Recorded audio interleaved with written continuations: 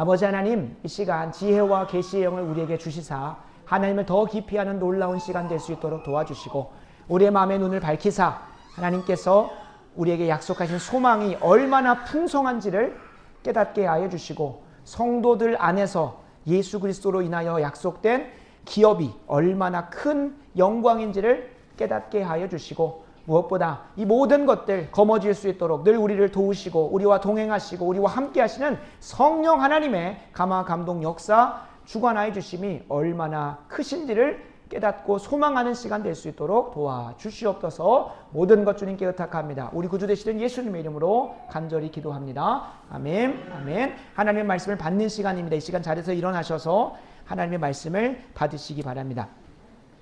에베소서 6장 10절에서 20절 말씀, 에베소서 6장 10절에서 20절 말씀, 이제 말씀을 준비하다 보니까 이게 너무 오늘 길어질 것 같아서 좀 두 번에 나눠서 이번 주와 다음 주 좀 나누도록 하겠습니다. 약속이 있는 하나님의 말씀입니다.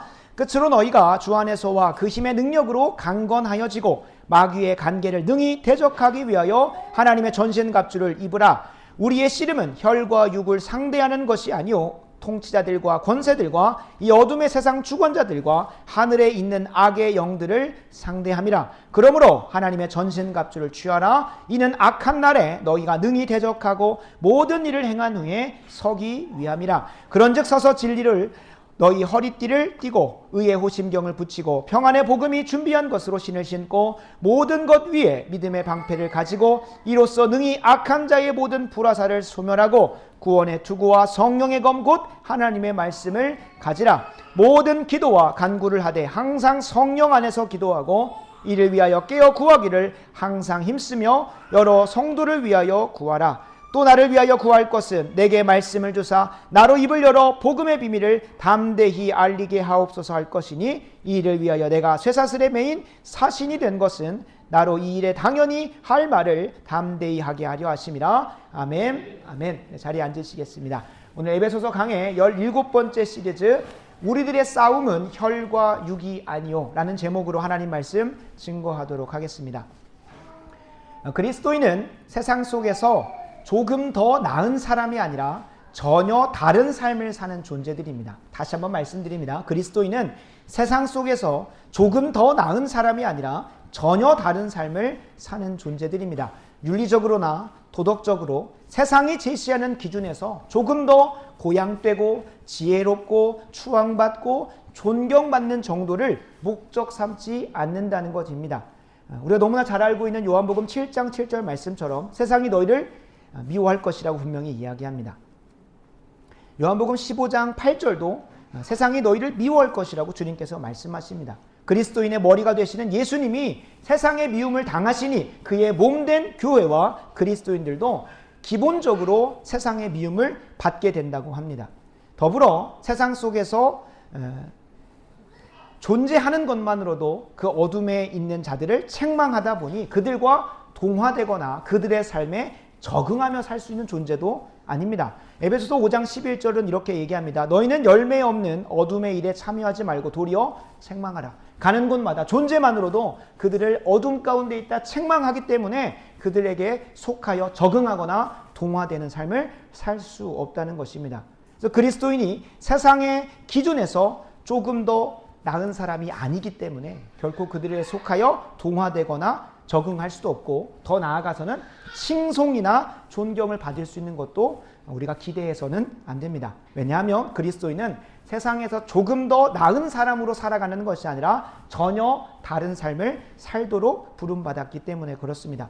그리스도인들에게 하나님이 요구하시는 지난 시간까지 부부관계, 부모와 자녀의 관계, 일터에서의 관계도 우리가 단순히 그걸 딱 가지고 와서 도덕적으로나 윤리적으로 더 나은 사람, 세상이 원하는 화목하고 평안한 사랑이 가득하고 연합이 가득한 그런 가정을 꾸리는 것에 목적을 두면 안 됩니다. 물론 그것이 그 과정 속에서 화목도 있고 평안도 있고 사랑도 있고 연합도 있습니다만 세상 사람들에게 칭찬과 부러움을 살 만한 그런 도덕적이고 윤리적으로 무언가 고양되고 나은 그런 모습을 우리가 궁극적 목적 삼아서는 안 된다는 것입니다. 하나님은 그리스도인들에게 그들보다 조금 더 나은 삶을 요구하는 것이 아니라 전혀 다른 삶을 요구하고 계시기 때문에 그렇습니다. 비단 일터에서 우리는 직장 상사로서 부하 직원들에게 칭찬받고 저 상사는 남들과 달라 라는 칭찬받으려고 하는 것이 아닙니다. 오히려 그들을 섬기러 갑니다. 그러니까 세상이 생각할 수 없는 접근이죠. 직장 상사가 부하 직원을 섬긴다고 하니까. 그러면 사람들이 무엇이라고 핀잔을 줍니까? 부하 직원에게 주도권을 뺏겼다느니, 혹은 무슨 책을 잡혔길래 부하 직원에게 잡혀 사느니 하는 그런 비난만 들을 뿐이지 도리어 칭찬과 칭송은 못 찾습니다. 실제로 그리스도인들에게 요구하시는 게 그것 아니겠습니까?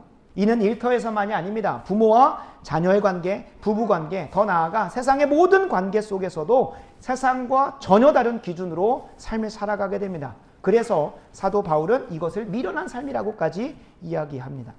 하나님이 그리스도인들에게 구체적 실천으로 제시하는 명령들 하나하나가 결코 도덕적 적용이나 윤리적 적용이 아니라는 것을 우리가 기억해야 됩니다.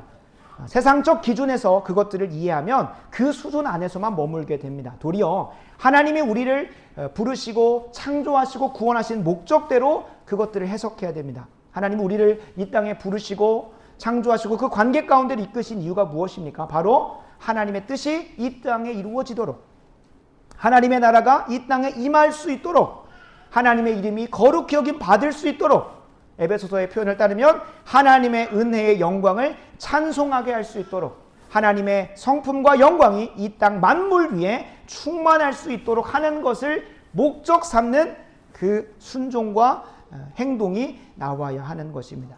물론 그 가운데 우리가 세상 사람들의 기준에 비추어 보아 도덕적이고 윤리적인 존재로 남을 수는 있습니다만 결코 우리가 하나님 앞에서 그리스도인이라 일컬음 받지는 못할 것입니다. 그냥 그 세상이 제시하는 기준대로 윤리적이고 도덕적인 수준으로만 우리가 지난 시간까지 살펴봤던 그 적용들을 실천하고 있다면 하나님 앞에서 그리스도인이라 부름받지 못하고 세상에서는 뭐 칭송받을 수 있을지 모르지만 그냥 윤리적이고 도덕적인 사람 정도로 전락되고 말 것입니다. 오늘은 하나님이 사도 바울을 통해 에베소의 그리스도인들에게 전한 편지의 결론 부분을 살펴보게 됩니다. 사도 바울은 앞서 기록했던 내용의 핵심을 구체적 실천으로 권면하면서 강조하며 편지를 마무리합니다.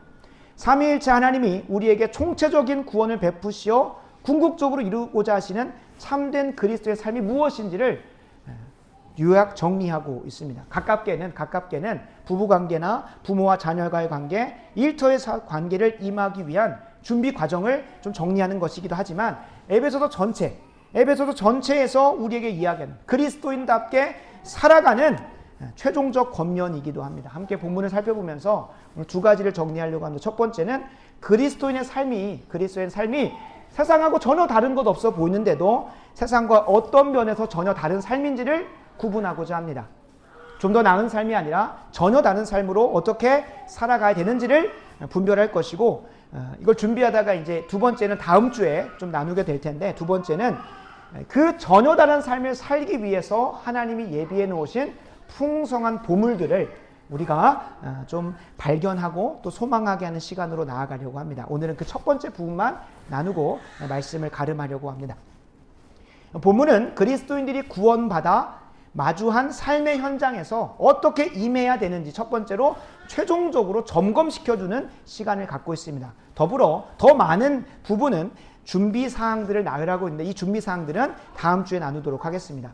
하나님은 세상 속에서 그리스도인들이 그리스도인답게 살게 하기 위해서 전신갑주라는 선물을 예비해 놓으셨습니다. 그러나 전신갑주를 입기 전에 그리스도인들은 최종적으로 점검해야 할 사실이 있습니다. 그리스도인인 내가 전혀 다른 삶으로 초대되었고 이 땅에 두 발을 딛고 세상 사람과 별반 다르지 않게 사는 것 같지만 분명 전혀 다른 존재로 살게 되었다는 사실을 인지하고 인식해야 한다는 것입니다. 바울은 이 사실을 오늘 본문에서 분명하게 이야기해 줍니다. 6장 10절에서 11절 말씀입니다. 끝으로 너희가 주 안에서와 그 힘의 능력으로 강건하여지고 마귀의 관계를 능히 대적하기 위하여 하나님의 전신갑주를 입으라 라고 분명히 본문은 이야기합니다.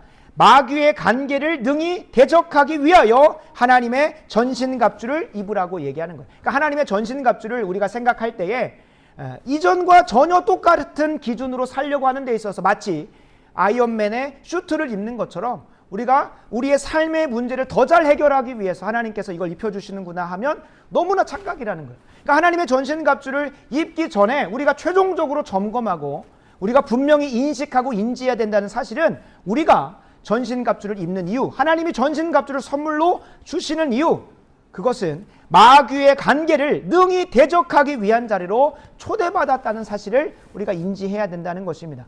그리스도인의 길로 나오기 전에 겪었던 동일한 문제들, 무엇을 먹을까, 무엇을 마실까, 무엇을 입으며 살아갈까에 대한 그 고민을 해결하기 위해서 하나님이 전신갑주를 허락하시는 것이 아니라 도리어 마귀의 관계를 능히 대적하기 위해서 하나님의 전신갑주가 예비되어 있고, 그리스도인들은 이 사실을 인지하고 인식하며 동일하게 가정과 학교와 일터의 삶을 임해야 한다는 것입니다. 도리어 그 목적성을 동일하게 공유하지 않는다고 한다면 이 하나님의 전신갑주는 뒤에서 나누겠지만 솔직히 말해서 짐과 멍에밖에 안 됩니다. 짐과 멍에밖에 안 돼요. 그러니까 그리스도인답게 이 세상에서 사단 마귀의 권세와 관계를 능히 대적하기 위해서 이 전신갑주는 너무나 필요한 것들이지만, 반대로 다른 목적을 가지고 전신갑주를 입으라고 하면 그것은 멍에와 짐밖에 안 된다는 거예요.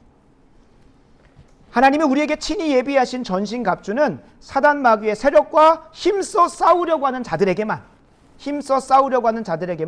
능력이 되는 것들입니다. 분명히 그리스도인이 되기 전에는 이 악한 영의 세력들을 우리가 염두에 두지 않고 살았습니다. 우리가 그리스도인으로 부름받기 전에는 전혀 고려하지 않았습니다. 악한 영이 존재했다는 것도, 악한 영을 상대해야 된다는 것도, 뭐 영적인 존재가 있다는 것을 인정했을지 몰라도 그들을 상대해야 된다는 사실을 우리가 모르고 살았을 것입니다. 12절 13절입니다.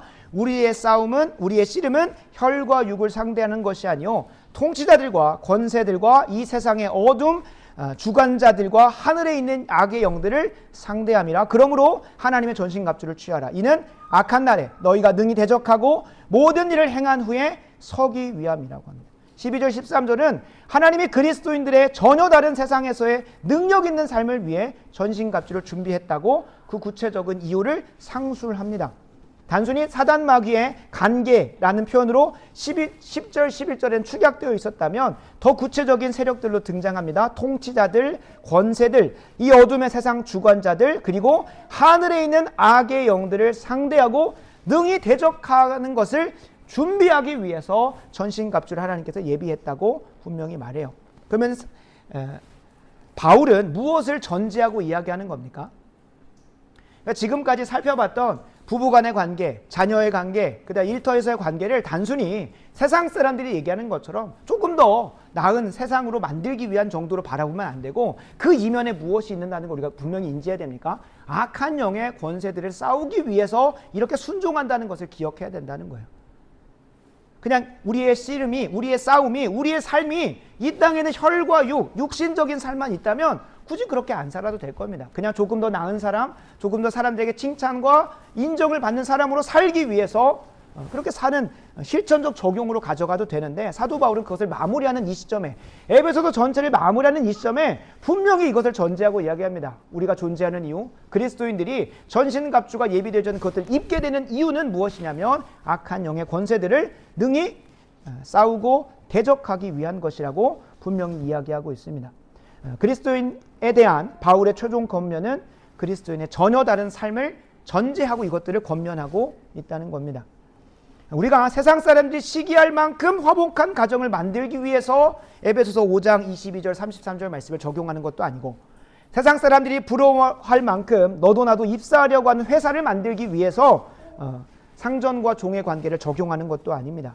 세상 사람들이 축혀 세울 만큼의 민족성을 가진 나라를 만들기 위해서 살아가는 사람들이 아니라는 거예요. 이 땅에 무언가 그런 걸 이루려고 하는 사람들이 아니라 도리어 이것들은 다 무엇입니까? 혈과 육으로 묘사되는 육신적인 삶인 거예요. 이 땅의 삶이 전부인 삶, 세상의 기준에 맞추어서 살아가고자 하는 삶일 뿐이라는 거예요. 그리스도인은 이러한 목표를 가지고 사는 사람들이 아닙니다.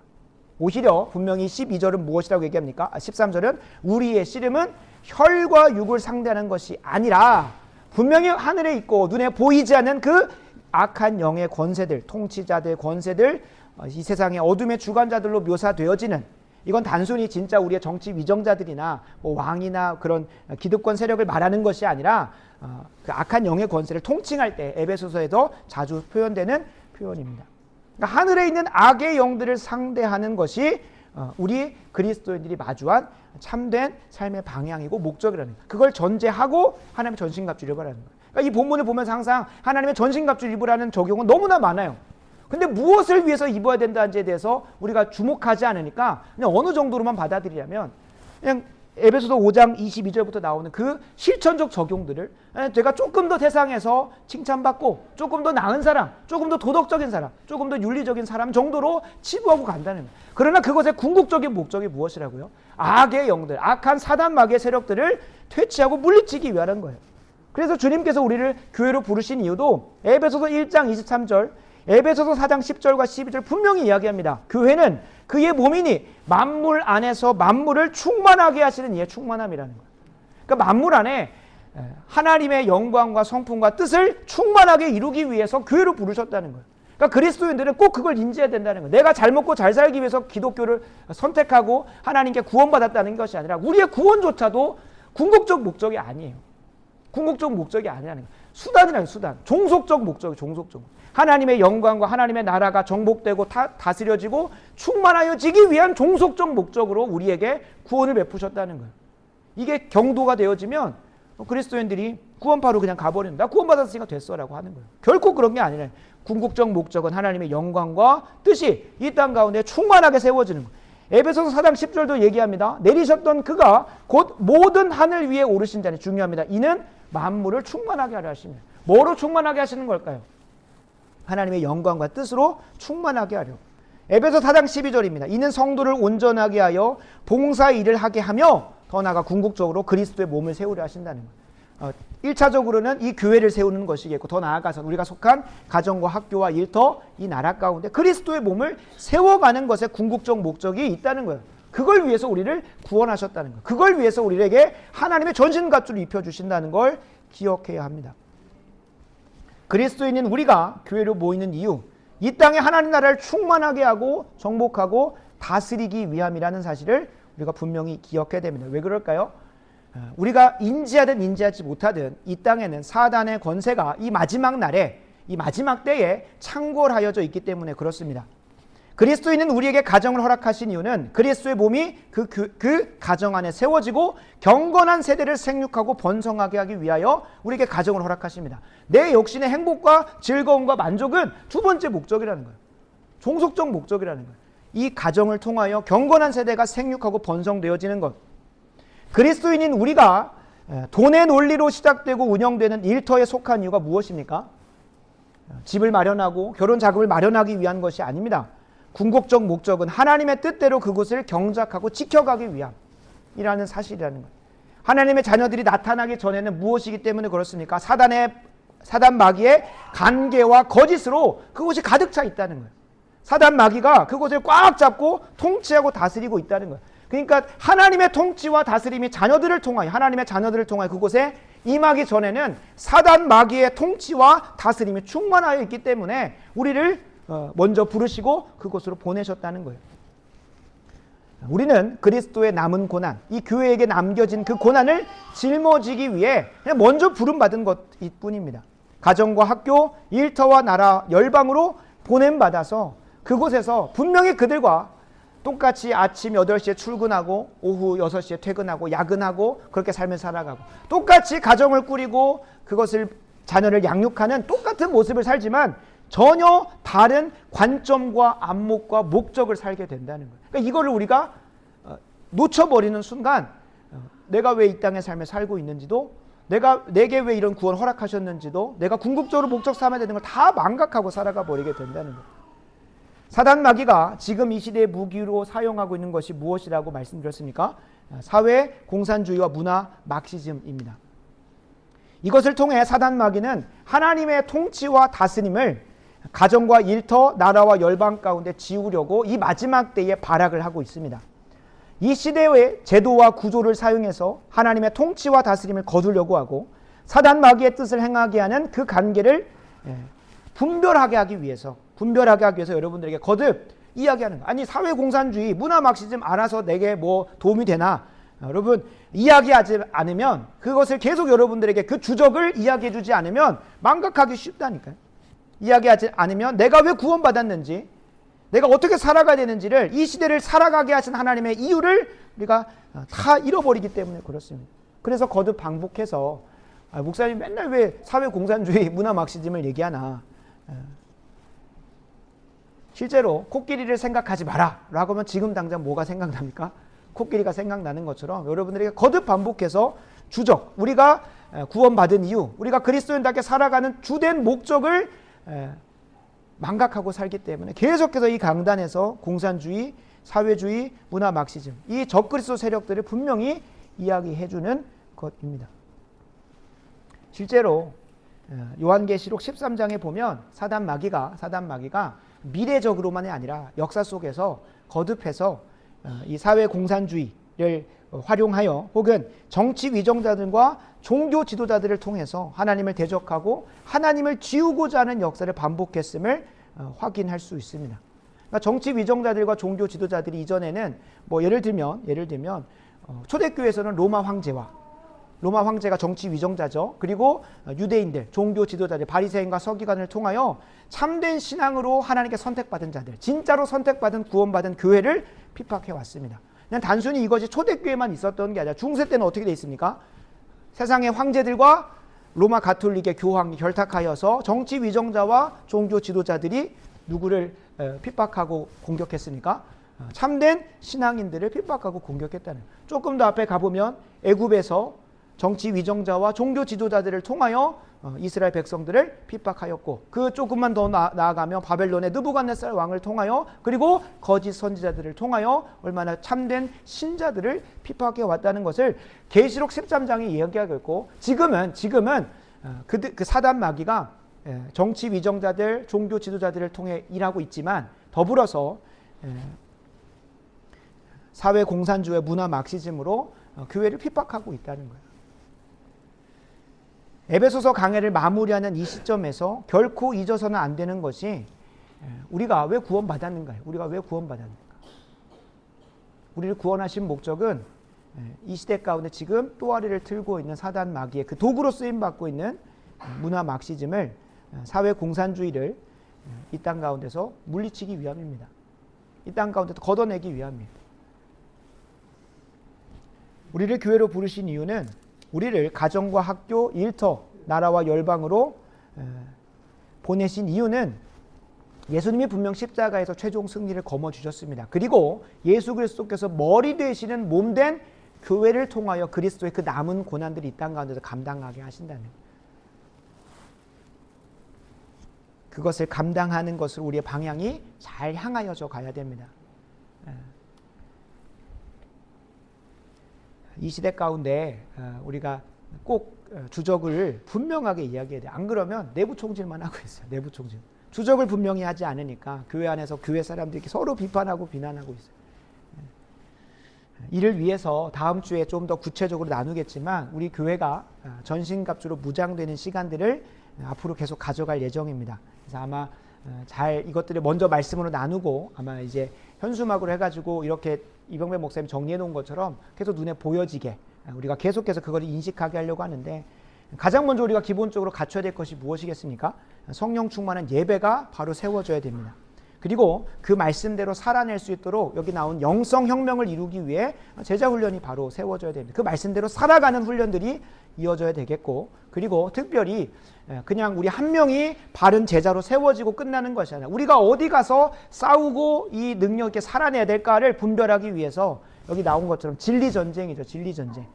이걸 영적 전쟁이라고 하는데, 잘못된 거짓 진리들이 가르쳐지고 있는 그곳에 가서 잘 살아내고 전하기 위해 세계관 교육을 또 세워갈 것이고, 이 모든 것을 이루는 모체인 어디겠습니까? 건강한 가정을 또 세워가고, 궁극적으로는 이 대한민국과 한국교회가 거룩한 나라로 세워지는 데 있어서 우리 좋은 교회가 이 문화 막시즘, 사회 공산주의, 사단 마귀가 이 교회를 핍박하고 구원받는 자들을 무너뜨리기 위해서 하고 있는 그들과 맞서 전면전으로 나아갈 것입니다. 적어도 세상에서는 먹고 마시고 하는 것에 고민하고 살 수 있겠지만 적어도 이 교회에 와서는 똑같은 고민하면 안 되지 않겠습니까? 교회로 부름받은 이유, 우리에게 하나님께서 전신갑주를 입혀주시는 이유, 끝까지 이 믿음을 지키게 하시는 이유대로 이 시대에 사단 마귀의 악한 영의 권세들을 대적하는 대로 우리가 나아가야 할 것입니다. 그렇지 않으면 그 방향성과 목적을 공유하지 않으면 다음 주에 선포되는 하나님의 전신갑주는 결코 우리에게 힘이나 능력이나 기대가 아니라 어떤 게 될까요? 짐이나 거적되기밖에 안 됩니다. 실제로 이 세상이 이야기하는 그 방향대로 살아가는 데 있어서 더 좋은 전신갑주를 제가 한번 소개해 보겠습니다. 진리의 허리띠가 아니라 오히려 사실을 은폐하고 자신의 유익에 맞게 왜곡 편집하는 거짓의 허리띠가 훨씬 더 이 세상을 살아가는 데는 전신갑주입니다. 의의 호심경보다는 자신의 악의와 불의를 정당화하고 옳은 것이라고 뻔뻔하게 우길 수 있는 불의의 호심경이 이 세상을 살아가는 데는 더 전신갑주입니다. 평안의 복음이 준비한 것으로 신을 신기보다는 문화 막시즘이 조장하는 것처럼 갈등과 분열을 부추겨 그것에서 발생되어지는 분노에 휩싸인 대중들을 동력 삼아 갈등과 분쟁의 분노가 미련한 신을 신는 것이, 갈등과 분쟁의 분노가 마련한 그 신을 신고 가는 것이 도리어 전신갑주예요. 믿음의 방패를 가지고 악한 자의 모든 불화살을 소멸하기보다는 내 지혜와 내 계획으로 거머쥔 권력으로 사람들을 종용하여 그들을 방패막이로 활용하고 다른 사람들의 비방을 소멸하는 편이 훨씬 더 이 세상의 전신갑주에 맞습니다. 구원의 투구를 쓰는 것보다는 내가 거머쥔 권력과 세력이 든든하게 세워주는 확신으로 사는 것이 훨씬 더 능력 있는 삶일 겁니다. 마지막으로 성령의 검이나 하나님의 말씀을 가지는 것보다는 세상의 철학과 과학, 지혜자들이 이야기하는 것, 특별히 대중매체를 통하여 양산될 수 있는 검증된 권모와 술수를 가지는 것이 아주 현명한 선택일 것이라는 거예요. 사단 마귀가 친히 예비하신 그 갑주를 입는 것이 오히려 그 세상 사람들이 더 맞다는 거예요. 그렇지 않습니까? 세상에서 이런 전신갑주를 입어야 능력 있게 살아내고 아주 잘난 사람이라고 평가받게 됩니다. 그러나 여러분, 장차 심판대 앞에서 그들이 설 수 있겠습니까? 없습니다. 그들에게 마련된 문은 천국문이 아니라 지옥문일 뿐입니다. 그래서 우리가 그리스도인으로 먼저 구원받은 이유를 분명하게 인식하셔야 됩니다. 정말로 그걸 분명하게 인식하지 않으면 방금 이야기한 웃고 지나갈 수 있는 이 세상의 전신갑주를 나는 이미 소원하고 있다니까요. 다음 주에 있는 전신갑주는 그냥 나에게 그냥 부담밖에 안 되는, 부담밖에 안 돼요. 그러나 정말로 악의 영들을, 그리고 이 시대 가운데 사단 마귀가 도구 삼고 있는 그 사회 공산주의 문화 막시즘을 내가 대적하여 싸우겠다는 사람들한테는 얼른 전신갑주를 입혀달라고 소망하고 기대하게 되어 있습니다. 말씀을 마무리합니다. 내가 그리스도인이라고 한다면 적어도 이미 악한 영과의 전쟁터에 임했다는 사실을, 그 현실을 직시해야 됩니다. 영적 전쟁의 현실을 자세히 기록하고 있는 한 책이 있습니다. 바로 요한계시록입니다. 요한계시록은 우리가 앞으로 일어날 일들에 대해서 예견되어지고 예언되고 있는 성경책이기도 하지만 더불어 하나님께서 이 창조 때부터 해서 타락으로 인하여 구원받는 그 마지막 심판대에 이르기까지 역사 속에서 반복되는 하나님의 자손들과 사단의 자녀들이, 사단의 세력이 싸우는 전쟁터를 기록한 것이기도 합니다. 그래서 도리어 요한계시록의 서두에는 이것을 읽고 믿고 행하는 자가 복이 있다고 해요. 그러니까 그냥 미래의 계시를 막 밝히기 위해서 앞으로 이런 일이 일어날 거라고 보는 것보다도 지금 내가 처한, 오늘 본문에 등장하는 것처럼 악한 날, 사단 마귀가 하나님의 자녀들을, 하나님의 교회들을 핍박하고 공격하는 이 악한 날에 능히 대적하고 준비되어져 있기 위하여, 여기서 이제 오늘 본문에 나오는 13절에 능히 대적하고 모든 일을 행한 후에 서기 위한다는 것이 장차 미래에 승리하는 것을 이야기하지 않습니다. 전신갑주를 다 잘 준비해서 사단 마귀를 대적하는 그 준비 상태로 완성되어 서기 위한 거예요. 서기 위한. 그것을 서는 사실을 우리가 분명히 인식하려면 어떻게 하나님께서 역사 가운데서 요한계시록의 기록처럼 행하여져 왔는지를 분별할 필요가 있어요. 그래서 아까 요한계시록 13장의 이야기를 한 겁니다. 요한계시록 13장에 보면 땅에서 나온 짐승이 있고 바다에서 나온 짐승이 있습니다. 사단 마귀가 바다에서 나온 짐승은 이제 왕관이 쓰여져 있고 묘사되어 있는 걸 보면 이 정치 위정자들을 이야기합니다. 그리고 뒤에 나오는 땅에서 나온 짐승은 그들이 어린 양과 같은 모습을 갖고 있어요. 주석가들은 그것을 거짓 선지자들, 종교 지도자들을 얘기한다고요. 그들이 정치 위정자들을 도와주고 힘써서 그들의 권력을 보호해 주면서 둘이 함께 합세해서 뭘 하냐? 사단 마귀의 세력을 확장하고 교회를 핍박하기 위해서 쓴다고 요한계시록 13장은 이야기하고 있어요. 그러니까 이게 장차 일어날 일들만 얘기하는 게 아니라 실제로 거기 나오는 7 인심판, 7 대점심판, 7 나팔심판은 다 역사 속에서 동일하게 반복되어져 왔습니다. 그리고 역사가 반복되어져 갈수록 뭐가 되어졌냐? 그 범위와 세력이 강화해졌어요. 이전에는 유대 근동지방 혹은 이스라엘 민족 혹은 가나안 땅에서만 일어났다면 그것이 유럽으로 더 나아가서 미국으로 더 나아가서 전 세계 열방의 그 범위가 확산되어집니다. 그러니까 많은 분들이 주님의 재림이 임박했다고 하는 겁니다. 그냥 국소적으로 지역적으로만 일어났던 그 역사에 반복된 사단 마귀의 전쟁이 이제 전 세계적으로 그냥 광범위하게 일어나고 있으니까 임박했다고 하는 거예요. 그냥 막 주님께서 환상 보여주고 재림이 막 뭐 온 것 같다고 그냥 느낌적으로 얘기하는 게 아니라 그냥 이 요한계시록의 증거대로 그것이 전 세계적으로 이루어지고 있으니까 임박한 재림이 있다라고 얘기를 하는 겁니다. 그래서 계시록을 살펴보게 되는데 이 계시록의 9장 4절을 보면 우리가 문화 막시즘과 사회 공산주의를 분명히 대적하고 살아가야 되는 내 현실적인 유익도 있다는 거예요. 그냥 막 우주 전쟁, 막 역사 전쟁, 영적 전쟁에 막 내가 그냥 하나의 전투에 참여해야지 그런 수준으로 임하는 게 아니라 이거를 내 현실의 삶에서 분명하게 나에게 정말 공격받고 있다는 사실을 기억해야 됩니다. 요한계시록 9장 4절을 제가 읽어드리겠습니다. 그들에게 이르시되 땅의 풀이나 푸른 것이나 각종 수목은 해하지 말고 오직 이마에 하나님의 인침을 받지 아니한 사람들만 해하라 하시더라. 이것은 5번째 나팔 심판을 얘기합니다. 물론 이제 계시록에 대한 사전 배경이 없기 때문에 갑자기 이게 무슨 얘기냐 할 수 있겠는데 하나님께서 분명히 이 땅에 심판하시고 사단 마귀의 세력들이 믿는 자들을 핍박하고 공격할 때에 이 5번째 나팔 심판부터는 누구에게는 임하지 않는다고 얘기합니까? 하나님의 인침을 받는 사람. 다른 말로 하면 하나님의 구원 계획 가운데 선택된 자들인 참된 교회만큼은 이 심판과 공격으로부터 자유롭다는 거예요. 그럼 하나님께서 패트리엇 미사일로 딱 요격해가지고 분명히 같은 일터에 있는데 선택받은 자에게는 그 공격이 선택받지 않은 자에게만 공격이 임하고 옆에 사람한테 안 임하겠습니까? 이게 가장 최초에 일어났던 사건, 바로 출애굽 사건에서는 실제로 이스라엘 백성들이 거주하고 있는 고센 땅에는 하나님의 심판과 재앙이 그리고 사단의 공격이 임하지 않았습니다. 도리어 애굽 사람들에게만 선택받지 않은 자들에게만 예표적으로 먼저 보여주셨어요. 그리고 장차 계속 그것들이 이어집니다. 바벨론 느부갓네살 왕에 의해서 심판이 임하고 그들이 쫓겨갔을 때도 그들 중 가운데 선택받은 자들은 그것에 따라갔어요. 그러나 선택받지 않은 자들은 자기 살겠다고 애굽으로 가고 하나님 뜻에 안 가기 때문에 거기서 진멸당하고 기근과 전염을 당합니다. 또 초대교회에서도 동일합니다. 하나님 뜻대로 선택받은 자들은 적어도 육신의 핍박은 있을지언정 그 영혼의 구원만큼은 결코 해함받지 않습니다. 그리고 이 시대 가운데는 어떻게 일어날까요? 이 시대 가운데는 모든 정신질환이 이에 해당하는 것은 아니겠지만 분명히 세상이 제시해주는 생각과 관점대로 이 세상을 해석하고 살아가는데 그것이 내 안에서 뭐가 안 되는 겁니까? 인지가 조화가 이루어지지 않는 거예요. 분명히 세상이 약속하는 대로 최선을 다해 살아내면 그런 평생 복락과 즐거움이 있어야 되는데 그런 것들이 극단적 소수에게만 표현되고 나에게는 뭐가 되는 겁니까? 비교와 상대성 가운데 계속 시기와 질투, 그 부조화 속에 계속 힘들어지게 됩니다.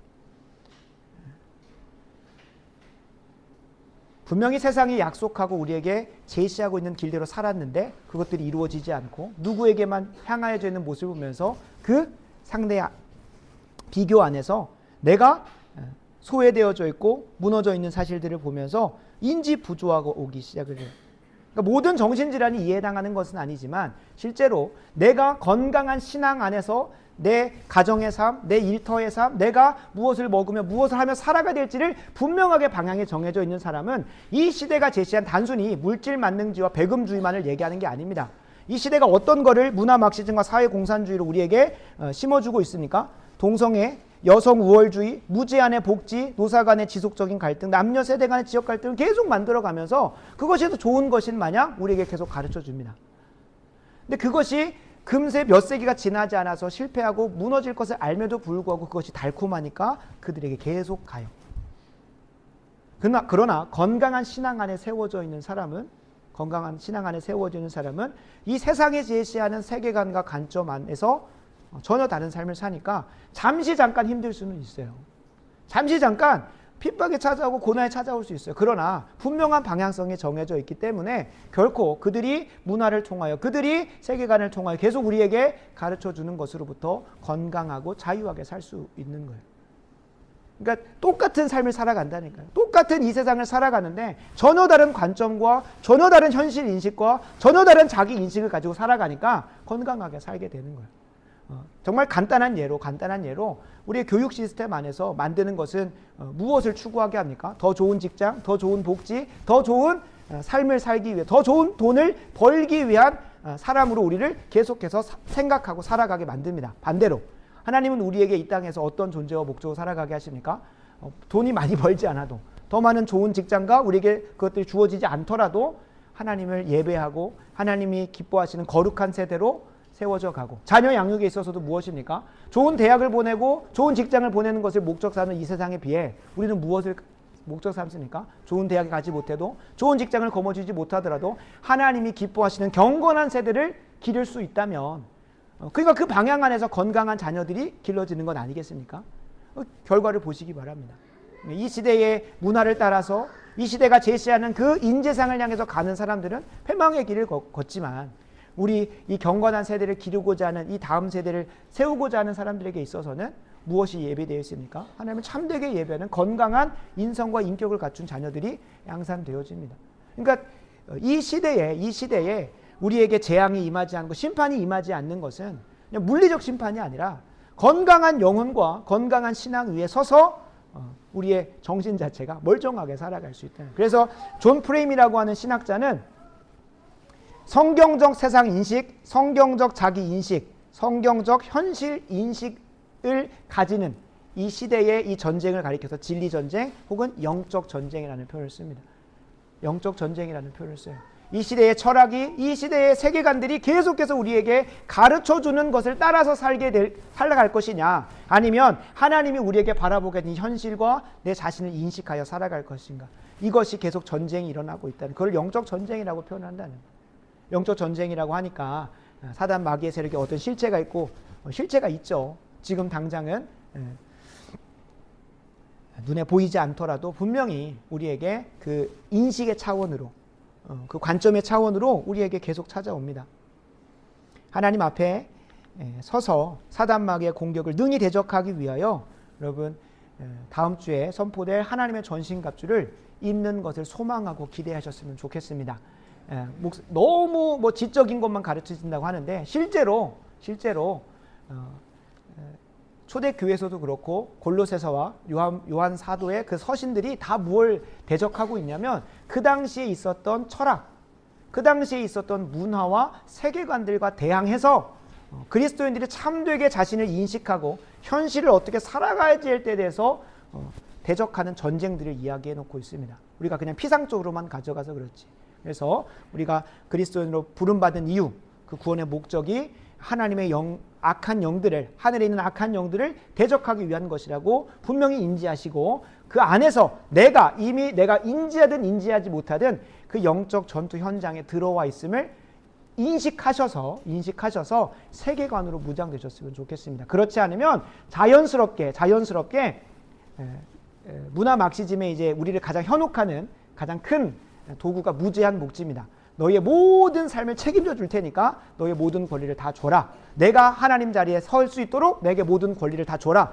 라고 하는 그런 잘못된 현혹에, 그 사단 마귀의 관계에 넘어가지 않으셨으면 좋겠습니다. 분별하시고 그리고 많은 이들을 또 그 분별하는 자리로 이끌어 올 수 있는 그런 믿음의 선봉장 되었으면 좋겠습니다. 같이 함께 기도하겠습니다. 하늘에 계신 아버지 하나님, 오늘 우리에게 한 주, 아니 일평생 우리 좋은 교회가 붙들고 갈 말씀을 허락하여 주심에 감사드립니다. 우리가 세상 속에 살아가면서 동화되고자 했고 적응하고자 했던 삶을 회개합니다. 그리스도인의 참된 정체성을 회복하여 세상과 전혀 다른 삶을 선택하게 하시고 윤리적으로 도덕적으로 좀 더 나은 사람이 아니라 세상 속에 하나님의 통치와 다스림을 회복하는 군사로 살아가게 하여 주시옵소서. 우리가 거하는 곳곳마다 사단 마귀의 세력을 능히 대적하여 하나님의 나라가 임하게 하는 주의 군사들이 될 수 있도록 도와 주시옵소서. 이리 위하여 우리에게 필요한 하나님의 전신갑주를 친히 입혀 주시옵소서. 그리하여 우리의 삶 속에 하나님의 이름이 거룩히 여김받게 하시고 하나님의 나라가 임하게 하시고 뜻이 하늘에서 이루어진 것 같이 우리가 거하고 발로 내딛는 모든 땅에서도 이루어지게 하여 주시옵소서. 이를 위하여 필요한 일용할 양식을 주시옵고 우리가 우리에게 죄 지은 자를 사하여 준 것과 같이 우리 죄를 사하여 주시옵고 우리를 시험에 들게 하지 마시옵고 다만 악에서 구하여 주시옵소서. 모든 기도 우리 구주 예수 그리스도의 이름으로 간절히 기도드리옵나이다. 아멘. 아멘.